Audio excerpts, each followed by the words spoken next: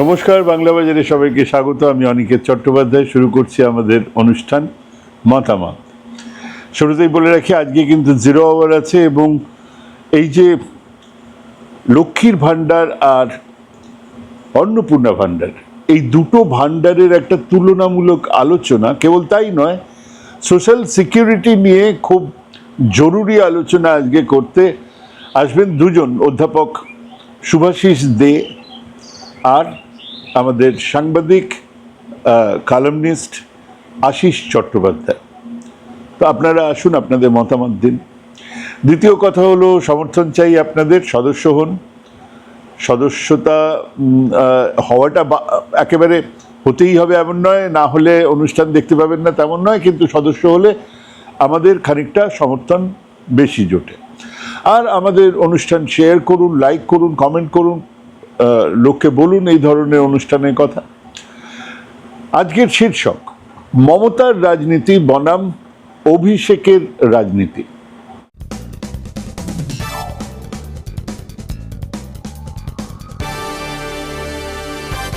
আজ এক অন্য অভিষেক রাস্তায়, হ্যাঁ, গাড়িতে নয় বাইকে গেলেন তিনি, জেনেই যে সেখানে তার জন্য কি অপেক্ষা করছে, এবং যা হবার ছিল সেটাই হলো।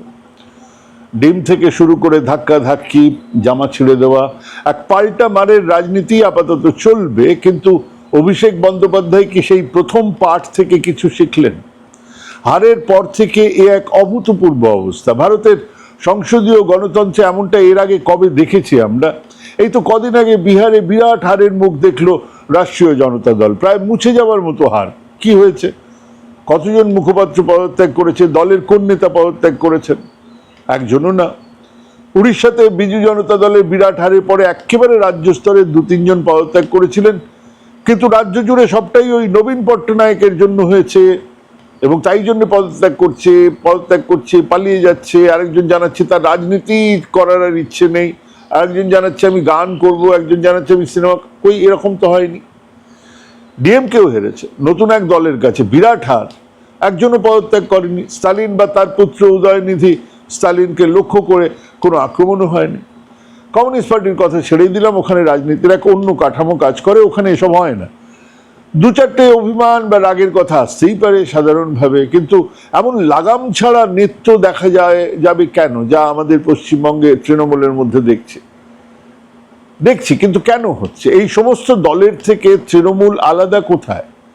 কেবল দুর্নীতি কিন্তু এর উত্তর নয়। দক্ষিণের রাজ্যগুলোতে দুর্নীতির সম্পর্কে সাধারণ ধারণা থাকলেও যে কেউ বলে দেবে যে আমাদের রাজ্যের নেতা মন্ত্রীদের হামুখ অত বড় নয়। ওই দক্ষিণের রাজ্যগুলোর তুলনায় আমাদের নেতা মন্ত্রীরা শিশু। নেতার নাতির একটা জন্মদিনে প্রকাশ্যে নজরানাতে 40-50 কিলো সোনা জমা হয়। আমাদের এখানে যেটা ভাবাই যাবে না, 40-50 কিলো সোনা। দুর্নীতি কারণ, কিন্তু সেটাই সবচেয়ে বড় কারণ নয়। এর উত্তরটা কিন্তু মমতা ঘরানা আর অভিষেক ঘরানার মধ্যে লুকিয়ে আছে। আসলে বিষয়টা একটু বোঝা যাক। মমতার রাজনীতির ধারাটা কি? তিনি বিরোধিতাতেই থাকুন আর সরকারেই থাকুন, সেই রাজনীতির মধ্যে না একটা পুরনো খেরো খাতার ব্যাপার আছে। অমুক জেলার চেয়ারম্যানের বিরুদ্ধে জেলার নেতারা ফোন করে বলছে সে নাকি একেবারে অনুপযুক্ত, সে থাকলে জেলার 8টা কি 9টা আসন সব চলে যাবে, এই ওকে পাল্টে দে, আজ থেকে তুমি চেয়ারম্যান, তুমি জেলা সভাপতি। অমুক জায়গাতে সিপিএম হামলা করছে, টোটো ডাক, সেখানেই যাব। বাইরে পুলিশের ভ্যান থেকে পাগলের মতন মেসেজ যাচ্ছে, লালবাজারে নেত্রী যাচ্ছে খালপাড়ে, ফোর্স পাঠাও, ফোর্স পাঠাও, ফোর্স পাঠাও। নেত্রী যাচ্ছেন এলাকাতে, নিজের চোখে জরিপ করছেন কার সঙ্গে মানুষ, কর্মী কার সঙ্গে, ভিড় কে জোটাচ্ছে। শোন, তুই এবারে কাউন্সিলর দাঁড়াবি, এই রতন জানিয়ে দাও, ব্যাস শেষ। একেবারে জমিতে সেঁটে থেকে জমির পালস বুঝে রাজনীতি। বিরোধিতায় থাকাকালীন আর সরকারে থাকাকালীন প্রথম 7-8 বছর তা বদলায়নি।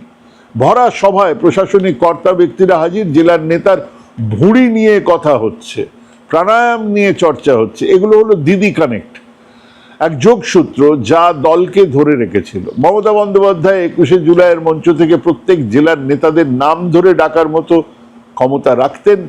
তার স্মৃতিশক্তি দেখে চমকে গেছি। কখনো কখনো অনায়াসে 150-200 মোবাইল নাম্বার মগজে রেখে দিতেন। কেবল দল নয়, বিডিও থেকে এএসআইদের নাম জানতেন মমতা বন্দ্যোপাধ্যায়। একেবারে তলার সারির কর্মীদের নাম ধরে কথা বলতেন। সেটাই মমতার ঘরানা। উনি বলবেন সেটাই খবর, উনি বলবেন সেটাই স্লোগান। হ্যাঁ, এটাই ছিল দস্তুর। কে লিখে দিয়েছিল নো এপিক নো ভোট? কোন বিজ্ঞাপন সংস্থা? কিন্তু বাংলার 10 কোটি মানুষ সেদিন নিয়েছিলেন এই স্লোগান। এটাই মমতা ঘরানা। এই ঘরানার ভেতরেই একটা কনফিডেন্স থাকে, আর তাই সাকুল্যে একজন সাংসদের জায়গা থেকে দলকে ক্ষমতায় নিয়ে যাওয়া যায় এবং জুড়ে নেওয়া। ভাবুন তো কাদের তিনি জুড়েছেন। একেবারে আগুন খেকো বাম থেকে একেবারে দক্ষিণপন্থী রাজনীতির মানুষ সবাইকে এক মঞ্চে বসিয়ে দিয়েছেন। যেদিন ধর্মতলার মঞ্চে রাজনাথ সিং এসেছেন, সেদিনও ওই মঞ্চে দোলা সেন হেই সামালো ধান গাইছেন। মদন মিত্রকেও রেখেছেন, সুগত ঘোষকেও রেখেছেন, বেচারাম মান্নাকে রেখেছেন, অমিত মিত্রকেও রেখেছেন। এরকম বৈপরীত্য খুঁজলে সারা ভারতে পাবেন বলে আমার মনে হয় না। আর এটাই মমতা ঘরানা। লাল খেরোর খাতা, হিসেব লিখছেন, হিসেব কাটছেন, কোনো ধরাবাঁধা ছক নেই, ফর্মুলা নেই, কেবল একটাই লক্ষ্য, ক্ষমতা। বাংলার মসনদ প্রথমে পাওয়া, তারপরে তাকে ধরে রাখা। এবারে আসুন অভিষেকের ঘরানায়। উনি হলেন সেই অর্থে নেপোকিড। তৃণমূল ক্ষমতায়, তখন তার অভিষেক। শিক্ষিত, ইংরেজি হিন্দিতে সড়গড়, নেট আর কম্পিউটারে সড়গড়। নতুন দুনিয়াতে ডেটা আর ডেটা ম্যানেজমেন্টের কামাল তিনি দেখেছেন কিভাবে প্রতিটা জেলা, ব্লক, পঞ্চায়েতের ডেটা হাজির করলে সেখানকার রাজনৈতিক ক্ষমতার ছবিটা সামনে চলে আসে। তারপর কম্পিউটারে সিমুলেশন, কোন ভোট কতটা এদিক বা ওদিকে যেতে পারে, কোন ইস্যু কতটা হিলিয়ে দেবে বা দেবে না। আর তার সঙ্গে খেরোর খাতা থেকে সরে গিয়ে একটা কর্পোরেট স্ট্রাকচার, যেখান থেকে আজকের দুনিয়ার সব থেকে মারাত্মক অস্ত্র ডেটা, সেই ডেটা অ্যানালিসিস হবে, আর সেই অনুযায়ী জয়ের ঘোড়া ছুটবে। কিন্তু এসব কি বড্ড বেশি কল্পনা নয়? না, তার কাছে এই ধারণা তৈরি হবার এক ভিত্তিভূমিও আছে। এমনি এমনি তিনি এটা ভেবে নেননি। 2021 বিজেপি সেবারেও সর্বস্ব নিয়ে নেমেছিল, আর সেবারে এই একই আইপ্যাক একইভাবে ডেটা সাপ্লাই করেছিল। কিন্তু সমস্যা হলো, সেবারে সাফল্য তো ওই আইপ্যাকের জন্য আসেনি। আইপ্যাক সেবারে সাফল্যের পিঠে চেপেছিল। সাফল্য এসেছিল বিজেপি বিরোধী ভোটের এক তীব্র মেরুকরণের জন্য। বিজেপি আসছে, বিজেপি আসছে, বিজেপি আসছে, এই হাওয়াটা ছড়িয়েছিল ভোটের 3-4 মাস আগে থেকে। দল ছাড়া শুরু হয়েছিল, আর সেই তখন থেকে বিভিন্ন ফোরামে বিজেপির শক্তি, মানে বিজেপি বিরোধী শক্তিরা বিজেপিকে হারানোর কথা বলেছেন, যা শেষমেশ তৃণমূলকে জিতিয়েছিল। এবং বলাই বাহুল্য, সেই একই বিজেপি জিতবে, সেই হাওয়ায় মুসলমান ভোট ভাগ হয়নি, সেটাও বিজেপির বিরুদ্ধে গিয়েছিল, তৃণমূল জিতেছিল। আর এগুলো বিজেপি সব খেয়ালও করেছিল। কিন্তু সেই তখন থেকে সেই জয়ের পিঠে, সেই সাফল্যের পিঠে চেপে বসেছে আইপ্যাক। হ্যাঁ, আজকের দিনে ডেটা ম্যানেজমেন্ট এক বিরাট অস্ত্র, নিশ্চয়ই। আজকের দিনে এক কর্পোরেট স্ট্র্যাটেজি, এক ডেটা ড্রিভেন প্রোগ্রাম ভীষণ জরুরি, খুব জরুরি।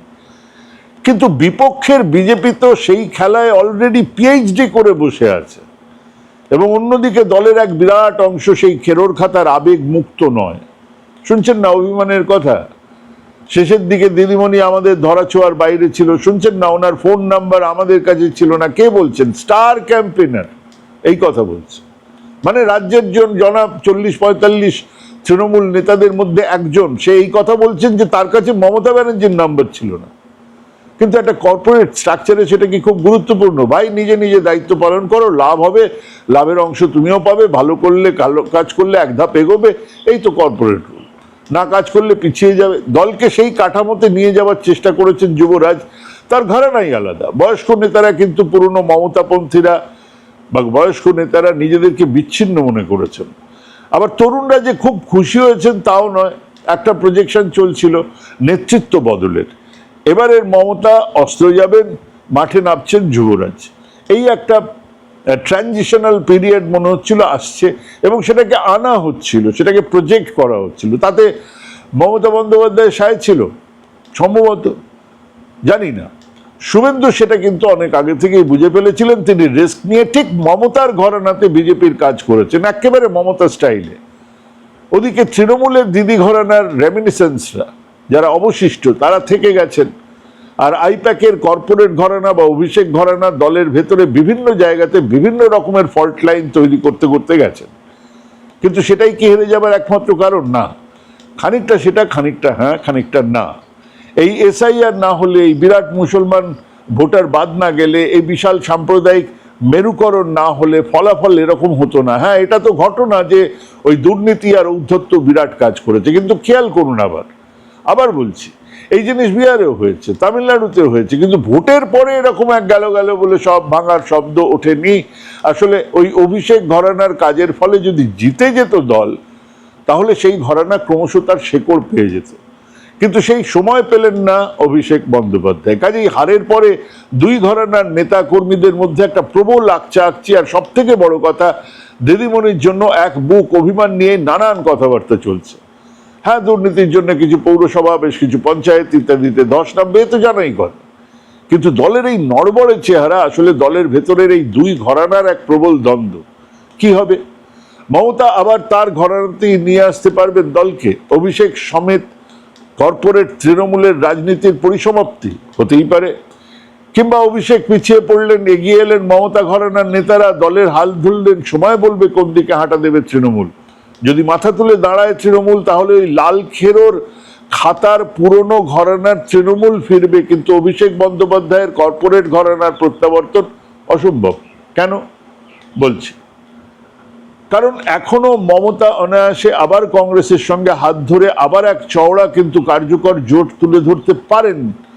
সেখানে অভিষেককে নেমে আসতে হবে ওই মমতা ঘরানার রাজনীতিতেই, তবেই তিনি একজন প্রথম স্তরের নেতা হতে পারবেন। যুবরাজ হবার সম্ভাবনা নেই। অথচ এইবারের নির্বাচনে জিতে গেলে ওই অভিষেকের নেতৃত্বে এক নতুন তৃণমূল গড়ে উঠত। মমতা ঘরানা শেষ হয়ে যাওয়াটাই ছিল স্বাভাবিক পরিণতি। ওল্ড গার্ডরা সেই পরিণতির থেকে বেঁচেছেন, অনেকে খানিক উপভোগও করছেন, আমরা দেখছি সেগুলো। বাংলার রাজনীতির এক অন্যতম জরুরি উপাদান হলো আবেগ। সে বামপন্থা বা দক্ষিণপন্থা, এক আবেগের বসেই হেইসামালো ধান থেকে নকশালবাড়ি হয়ে সিঙ্গুর নন্দীগ্রাম হয়ে আজকের পরিবর্তন। বাংলার রাজনীতিকে এক কর্পোরেট চেহারা দেওয়া সম্ভব নয়, না এখনো নয়। তাই আমরা আবার বাংলার রাজনীতিতে বাংলা ঘরার রাজনীতিকেই ফিরে আসতে দেখছি, দেখব। হ্যাঁ, বিজেপির চরম আগ্রাসী শাসনের সামনে তা কতখানি রুখে দাঁড়াতে পারবে সেটাই দেখার। আজকের যে ঘটনা ঘটলো, এটা নির্বাচনের ফল বেরোনোর পরে প্রথম, কিন্তু এরকম ঘটনা কতদিন ঘটবে, কতবার ঘটবে সেটা দেখার, এবং ঘটলে মানুষ কোন ধারে যাবে সেটাও দেখার। সামনে অনেক দিন পড়ে আছে এবং সেদিনগুলোতে আরো নতুন নতুন ব্যাপার ঘটবে। নিদান কেউ হাঁকবেন না, নিদান হাঁকার সময় আসেনি। সারা রাজ্য জুড়ে মানুষের যে মনোভাব, সারা রাজ্য জুড়ে মানুষ যেদিকে তাকিয়ে আছেন, সেটা কোনো নিশ্চিত একটা জায়গা এখন না, এখনো আমি সেটা বলতে রাজি নই। ভাবুন, ভাবুন, ভাবতে থাকুন, প্র্যাকটিস করুন। ভালো থাকবেন, সুস্থ থাকবেন। এখন এখানেই শেষ করছি। নমস্কার।